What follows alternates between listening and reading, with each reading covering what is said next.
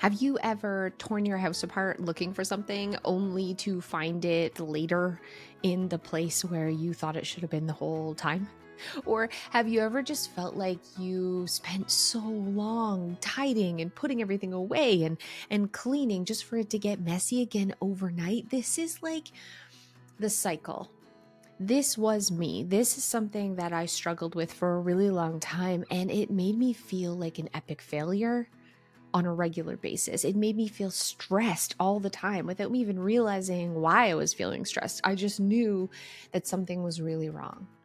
Today, we're diving into decluttering in a new and different way. I'm going to show you how decluttering isn't just about making your home look better. It isn't just about because your mother-in-law is coming over and you don't want to be embarrassed. It's about rewiring your brain for less stress, more joy, and more calm.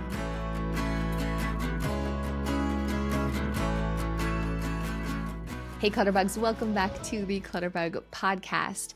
It is almost the all-day declutter as part of the Take Your House Back team. This is where Dawn, Dana, and I got together and we created a course to help people declutter in a real life way. It's about accountability and support. And then every few months, we do this live all day declutter where we're your clutter coach and we're motivating you and just inspiring you to get rid of as much as possible. And this is such an incredible event. Like, it has taken off way more than we ever thought, because I think at the end of the day, it resonates with especially women in that it feels like maintaining a house is way harder than it should be. And it also feels lonely. And it feels like, am I the only one struggling here? And when you can be part of a community of other people who are in the same place as you, and we're all like, enough is enough.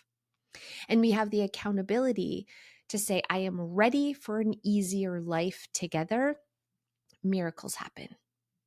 And I want to do that with you today. While you're listening, I want miracles to happen. I want you to spend like 40 minutes with me and make real progress in your home and feel really good about what you've done. And more than that, every day after, for your life to be a little bit easier and for you to feel a little bit calmer. So here's my ask to you. While you're listening to this podcast, I want you to get up and grab a trash bag or grab a bag or a box that you can use for donations and make a difference by getting things out. We are not pulling things out and making a mess. We are not pulling everything out of a closet and sorting into a million piles. You are looking for things that can leave without making a mess to do it.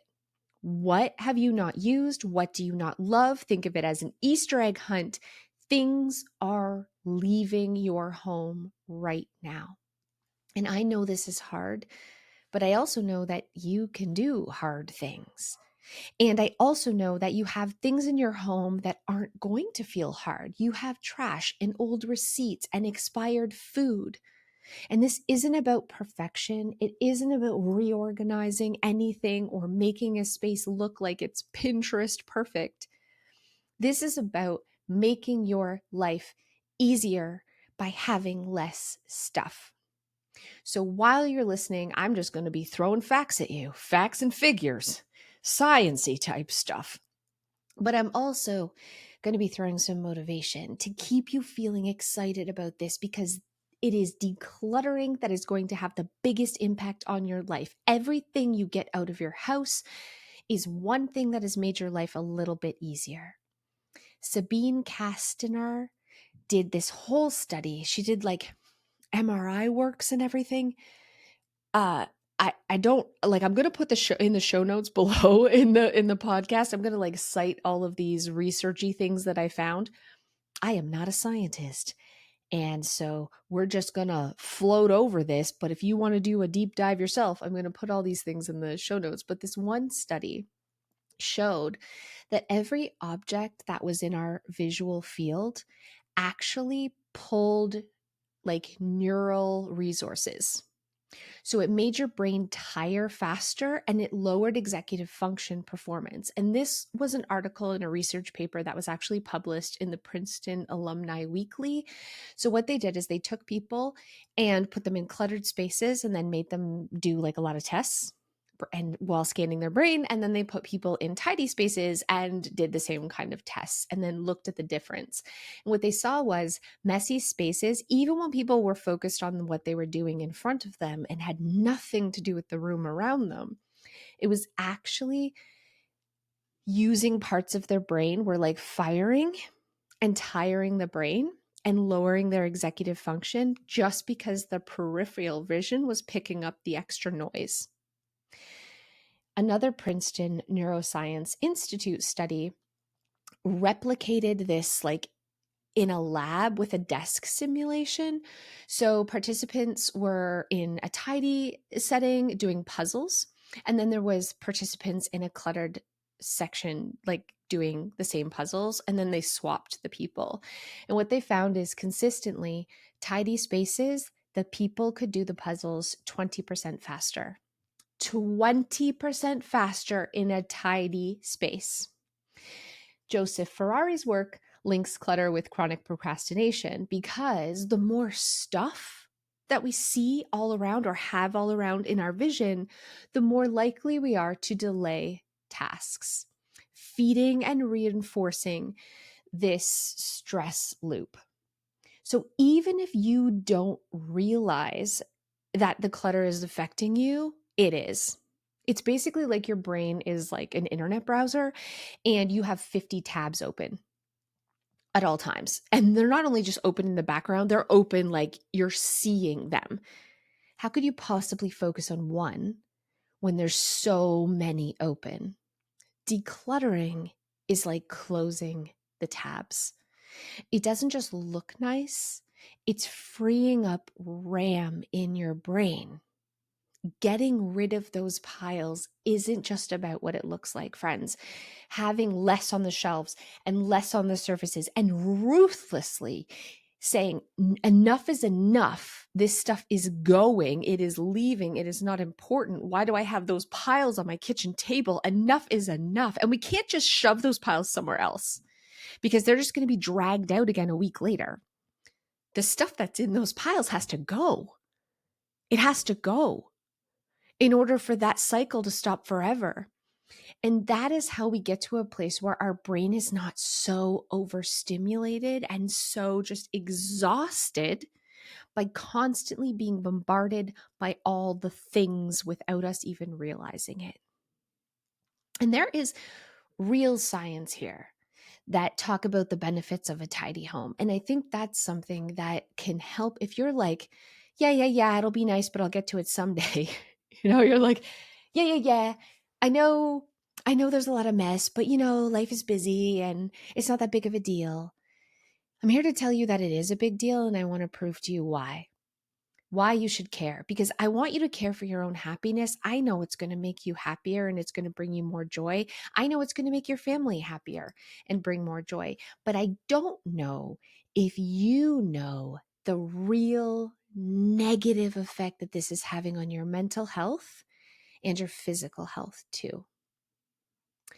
So UCLA did a No Place Like Home study, which I thought was like awesome. I want more sciencey people to do more studies about this because I just find this so fascinating. But okay, so women who described, they interviewed like thousands and thousands of women. And what they found was women who described their home as cluttered had a flatter cortisol slope. I didn't know what this was, so I looked it up. It's basically like a biological red flag for chronic stress compared to those who felt their homes were clutter-free. And again, I'm going to put the link to this study down below, but biologically, the women who said that when they looked at a big group of women, the women who said that they had a cluttered home showed markers for long-term cortisol damage to their bodies. They had chronic stress, and that was showing in their bodies. whereas people who didn't have cluttered homes did not have the same thing. So I think our homes are stressing us out more than we realize. Even if we feel like, oh, I'm not stressed or I don't have a lot going on, I think the state of your home really like innately affects you more than we realize. And I know this now that I've have like a tidy house that stays tidy all the time. When it starts getting a little bit messy, I feel sick. I feel so stressed and overwhelmed. But I didn't know that I was feeling that when my house was messy until it got tidy and that feeling went away. I was so used to it, I didn't even know I was feeling it. Does this make sense? Like I had grown up always messy and I'd always had a messy space. So that was just like I didn't even know I was stressed. Like I didn't even know it was bothering me until it was gone. And I suddenly felt like so much better. And when the clutter starts creeping back in, or I'm really busy and I can't keep up on things, I start to feel that feeling all over again. In November of 2024, a study found that people who performed a 15-minute tidy up reported a 27% drop in self-related anxiety that night. So I grabbed this study in particular. I'm going to again put the link. It's like Our Mental Health is where they published this study, but I loved it so much because this is one of the first things I did was after dinner around 8 o'clock. I mean, I was really messy at this point, but I still started doing this one thing. And that was a 15-minute tidy up of my kitchen every night before bed. And I would set an alarm and I would just be like, I'm doing 15 minutes. And it wasn't perfect. It didn't have to be, but I had to do 15 minutes of just tidying every night before bed. And I really did sleep better. I noticed an immediate correlation between my happiness and like how good I felt about my day. And I just like fell asleep better and I wasn't as stressed. But the best part was waking up the next morning to a tidy kitchen. Then I felt like I saw like that whole day was better. You know what I mean? Like that whole day I would start out like a little pep in my step and feeling proud of myself and feeling more motivated because I was waking up. And can 15 minutes change your life? Yeah, kinda. Yeah, it kinda can. When you focus it on the right spots that are going to give you the biggest bang for your buck. And I do feel like your bedroom and the kitchen are these two places that can give you the really biggest bang for your buck. Okay, clean desks. So this is like a little nerd study. Colton Moulton did this. They did this study in 2015. They tried to see if people who were working at a clean desk had higher task accuracy and creativity, basically, if they did their job better. So they tested a bunch of people doing the same type of work and the people who had clean desks and messy desks. And then at first it was like, okay, well, people with tidy desks had higher accuracy.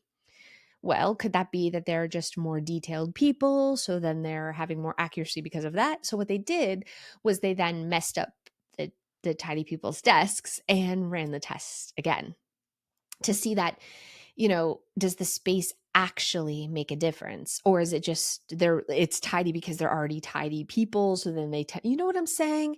And what they found was abso-frickin-lutely the space affected their accuracy.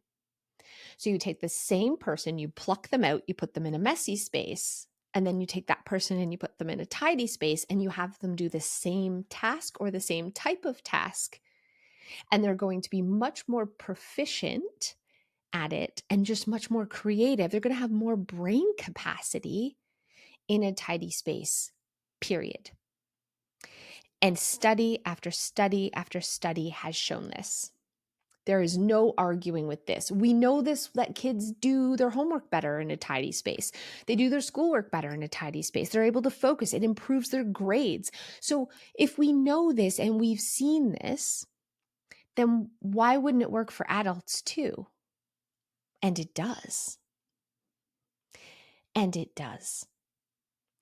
It's going to improve your brain. tidy space equals tidy brain. Clean space equals a better functioning brain. You just have more compute power. I mean, that's all it is. Our brain is like a giant computer, and it gets distracted without us even realizing it with all the stuff around us. We will be better at all things when we take the time to clear out the excess around us. End stop. So while you're listening to this, I hope you're feeling a little bit, because maybe you're like, maybe you're like, I know I deserve it. I know I deserve this clean space, but maybe that's not enough motivation to actually get you up and making those hard decisions, because maybe your overthinking brain is saying all these excuses of like, well, but maybe it's not that big of a deal. And someday I'll get to it. And it's not really affecting me that much. I hope that I'm showing you that it is affecting you more than you could know. It is affecting your mental health. It's affecting your physical health.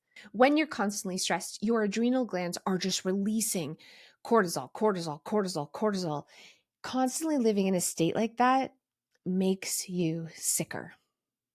It's taking away years of your life. You deserve better.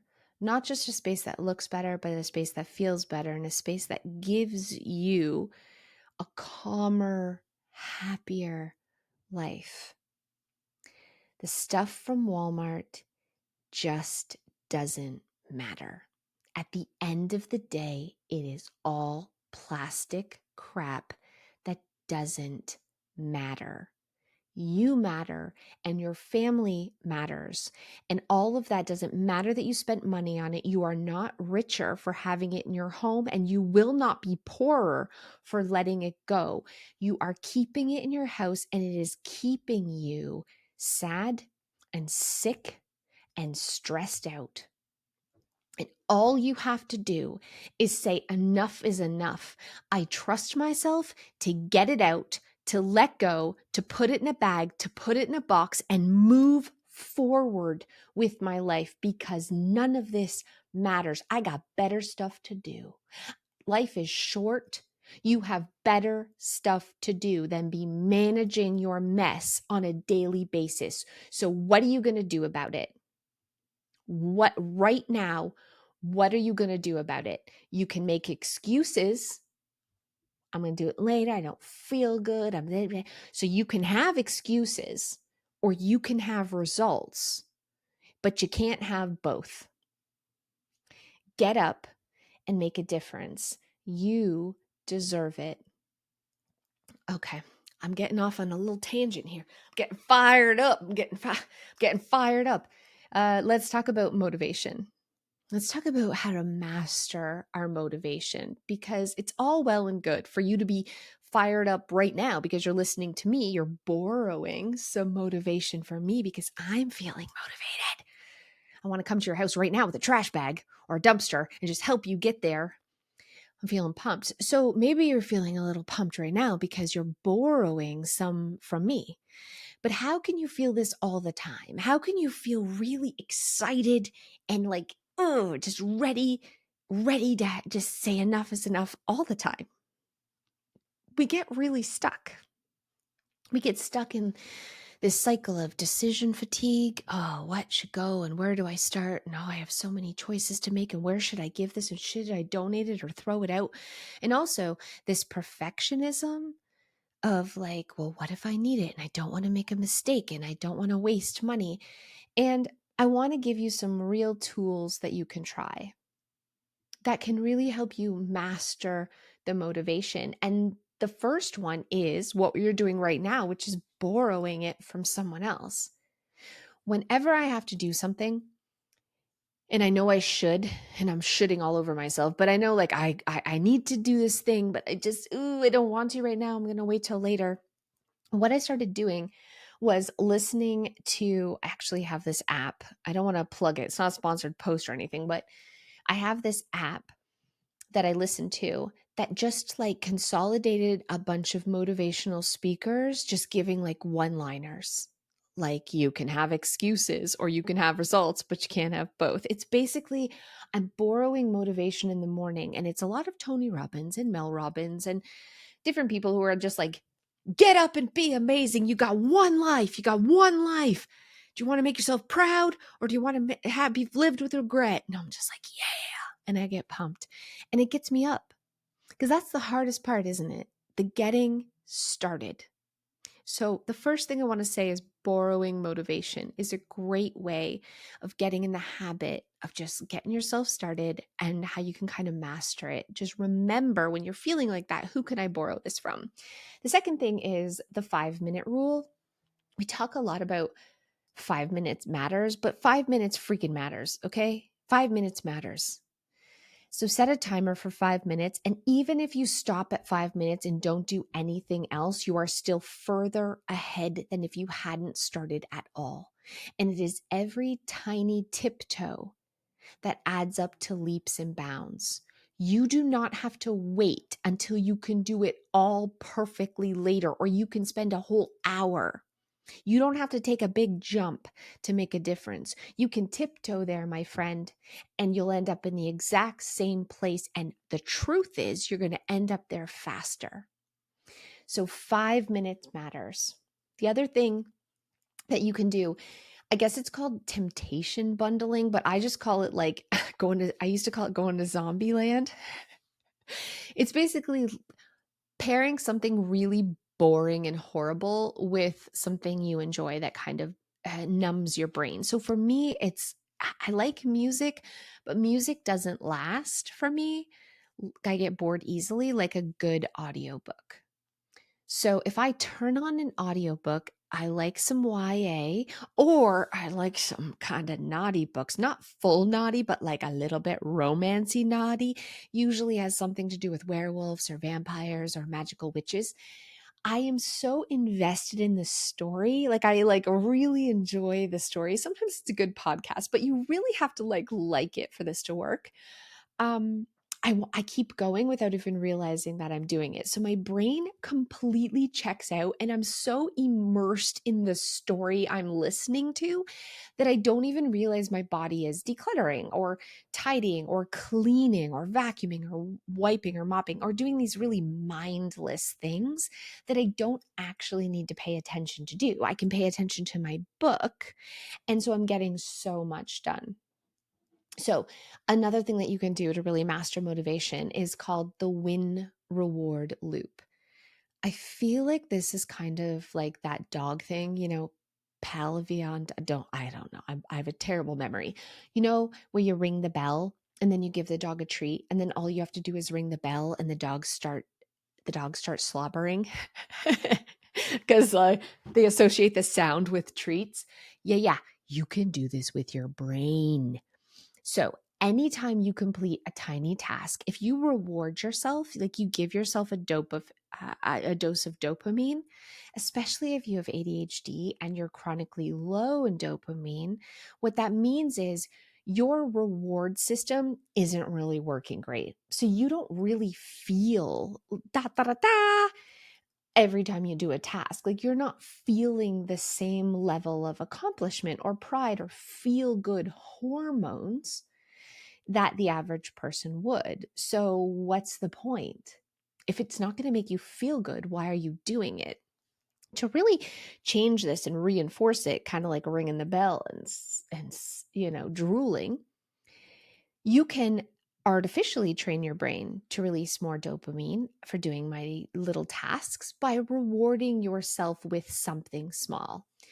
I used to reward myself with food. That was not a good idea. But can you reward yourself with a little coffee break, or just even like a movement? Does this make sense? Like I usually reward myself now with a da da da da. When I do something, like I make a little noise like a da da da da, and I make like a celebrationary movement with my body, which is enough of a little burst of excitement to release that little extra dopamine. So then you're training your brain that when you do a task, you feel good. And then you don't always need the actual reward. Just like the bell, you're drooling even though you're not getting a treat. you've really trained your brain to release a chemical just in the act of doing a task. So I don't know what your reward loop would be. I recommend it's not chocolate and Skittles, because then you just eat chocolate and Skittles a lot, but something little, even if it's a motion and a sound that you make, to reward yourself when you're done a task, to train your brain to associating completing tasks with good, feel good hormones. Okay. Last, we have implementation intention.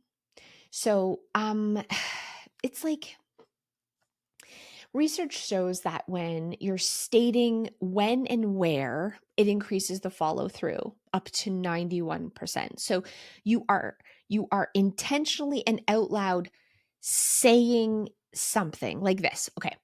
After I make my coffee every morning, I'm going to do a quick 1 minute tidy in the kitchen. Or while my coffee brews, I'm going to do a 1 minute tidy up of the kitchen. For me, my intention was when I'm brewing my tea in the morning, I'm going to write my daily to do list. Setting that intention and like tying it with a where and when made me actually do the thing. So it wasn't like someday I'm going to do this, or maybe I will when I feel like it. I am really tying it to something, and I'm setting a little date with myself. So now I don't even think about it. When my tea in the morning, I make myself a tea because that's like a habit I've stacked on writing my to do list. I just do it without even thinking. And writing a daily to do list is something that has really helped me stay focused and just accomplish a lot more. I have to take a quick second to thank today's podcast sponsor, Cozy Earth, because when you prioritize sleep, you prioritize you. Great days start with better nights. Years ago, I treated myself to new, beautiful Cozy Earth sheets. And I have to tell you, it was the first time I felt like a grown up who was spending a little bit to give myself that feeling of luxury. I decluttered all the sheets that were scratchy, all the ones that made me feel too hot, and just had something that was good quality. They are made of bamboo. Every time I wash them, they get softer. I've had them for years and years and years. No tears, no rips. And they're temperature regulating, which I really, really love. I also now have their sleep sets. It's good quality, but it's different because it makes me feel, when I climb into my bed at night, it gives me that like hotel feeling of like, ah. And it's important. A good night's sleep is important, and we deserve it. So right now, if you want to give Cozy Earth a try, visit cozyearth.com and use my coupon Clutterbug for 40% off their sheets, towels, pajamas, and more. Again, right here, go to cozyearth.com and use the code Clutterbug for 40% off. Okay, let's talk about some amazing time management secrets that are expert secrets. These are not my secrets. These are secrets that I copy because they are expert secrets. And I really just picked like my favorites. And the first one is microbursts. So, microbursts for me really beats marathons. And what I mean by that is anytime I can just like, okay, get hyped and I'm going to do something for 10 minutes. I'm going to do something for 10 minutes. And then maybe I do that thing for 10 minutes 3 times a day. That's going to be more effective than if I do something for 30 minutes straight. And why that is because in the beginning, I just have way more energy and I'm way more pumped. And the excitement is really the whole, that's the fuel behind motivation. You're excited to do something. And so when I microburst instead of macroburst, I just find I get a lot more done and it never feels crazy, crazy overwhelming. The other thing that's really effective is like using timers. So timers work for 2 reasons. One, it's motivating because you're setting a timer for something. But the other thing is knowing that you have a time limit makes you move a lot faster. It really does. So like it's like a gamification, like you're beating the clock. You know what I mean? So setting a timer is a really effective tool for time management. And you can take that a step further and kind of use like the Pomodoro method. Pomodoro. Listen, I'm butchering all these names because I have a crap memory, but basically, or let's just call it the 2010, which means you do something for 20 minutes, like tidy, and then you get to rest for 10 or do something fun. So you're just using these timers over and over. You're like, I got to do this for so many minutes. And then you set a timer. And then when the timer dings, you set a new timer for 10 minutes and you get to do something fun or rest. So 2010, 2010, 2010. And what study after study has shown is this is a way more effective tool than just like, I'm going to work for an hour straight. I also think, though, that this depends on the person, because I've met a lot of people who get into the zone and want to keep going. And if that's you, then don't use these methods. But if you find you start a task and get distracted and kind of wander away and maybe don't follow through and finish, this could be an effective like 20-10 or 10-10-10 bursts of time. Using timers can help you actually get to a point where you're getting stuff done. All right, let's talk about something that I really want you to consider as you're listening to this podcast. And I know I'm not doing this 100%, but I am considering really embracing this more. And that is the idea of minimalism. So, will I ever be a full minimalist in a white room with one fork? No. But I also think that that is a misconception. I talk to a lot of minimalists, especially on this podcast. And what I've really found is none of them are like that, except maybe Joshua from the actual minimalists. He is definitely like that. But most of them are just people who have said, I am not keeping extra noise. I'm not having extra tabs open in my brain. I am not keeping things unless I use it and love it all the time, period. I can go without because my peace of mind and my happiness is worth more. They have realized that all this extra stuff is not enriching their life like they were told it would. In fact, it's making their life worse. And I really think there's something behind this because I know less is more. And I've seen the transformation in my own life doing the huge declutter that I did. But I also know that I could go a lot further. I know that 80% of the clothes in my closet I don't wear. I know that. And I know that 80% of the clothes in my kids' closet they don't wear. I know that 80% of the stuff in the kitchen I probably don't use. It's so much excess. And it's all stuff that even if it's not taking up space, even if I have the space to store it, I don't think I have the space in my brain. I don't think I have the space in my brain that it's taking up without me even realizing it. All the stuff I have to remember, all the stuff that I have to shuffle and clean and just, it's just in there. If I own it, it's in my brain. And I don't want it in there anymore unless it's really making my life easier, unless it's really adding to my life and enriching my life. If not, I want to close that tab. I do. And maybe it's because I'm getting older and I'm tired.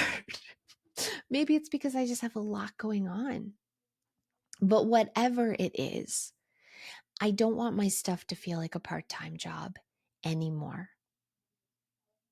I really don't. And there are things that we could do. We could say like, does it spark joy or is it a job? I like that. Does this item spark joy or is it a job? And the job's got to go. Could I replace this in 24 hours or 48 hours? Could I borrow it from someone or could I replace it for under $20? If the answer is yes, it's got to go. Or the 2020 rule. This is from the minimalists. If it costs less than $20 and I can go out and get a backup in less than 20 minutes, I don't need to keep it in my house. There's so many lessons out there, and I think I want to encourage you if you're listening to this and it's resonating and you're like, yeah, I think I also want to close some tabs in my brain, Cass. You don't just have to listen to me.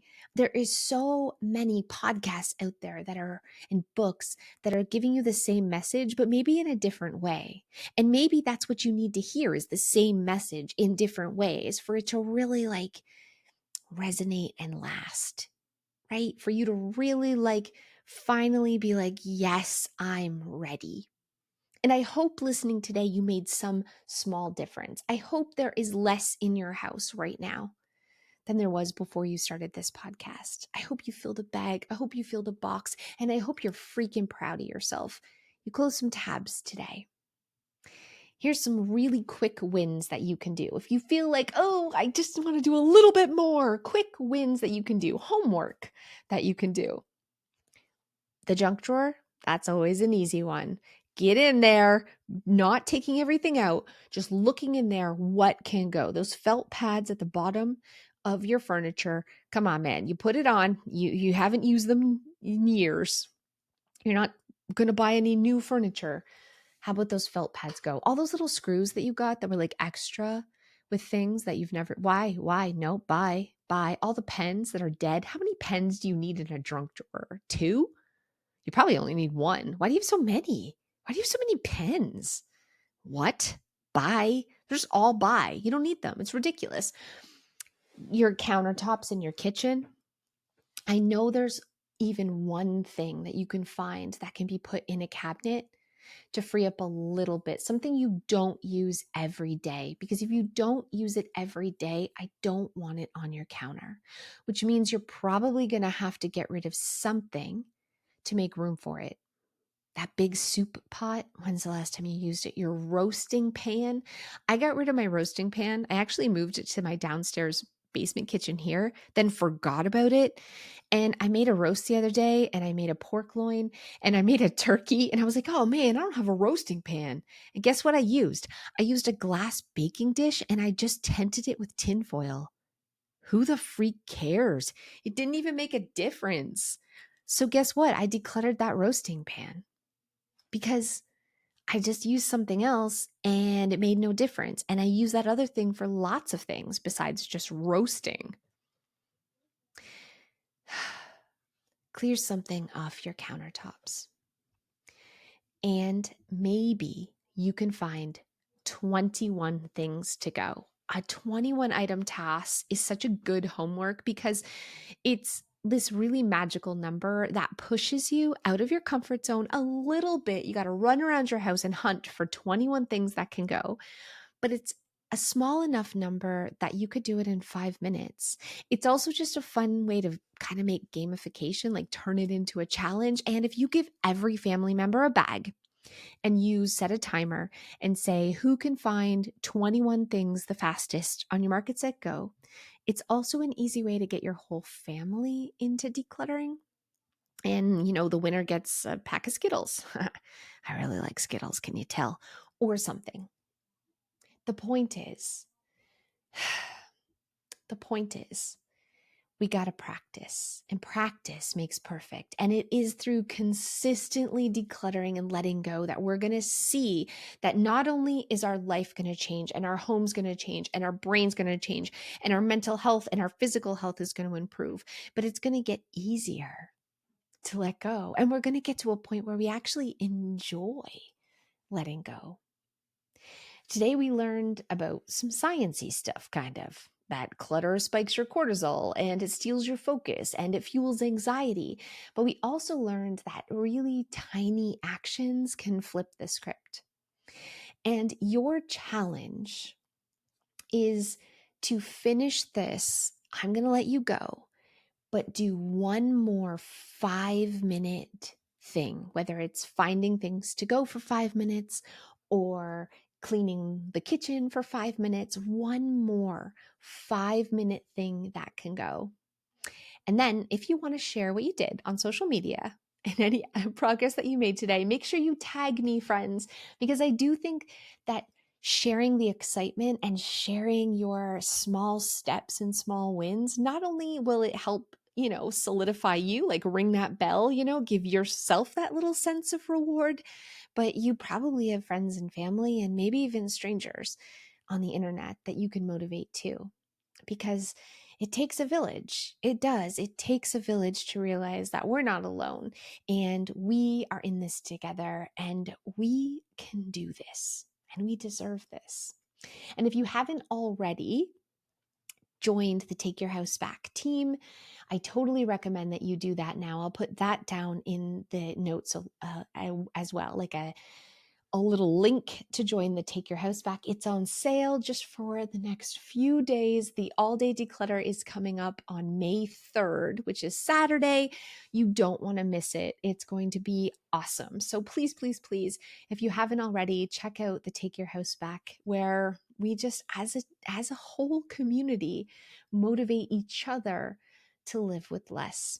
Thank you guys so much. I hope you're feeling inspired and motivated and proud of yourself. And I'll see you guys next time.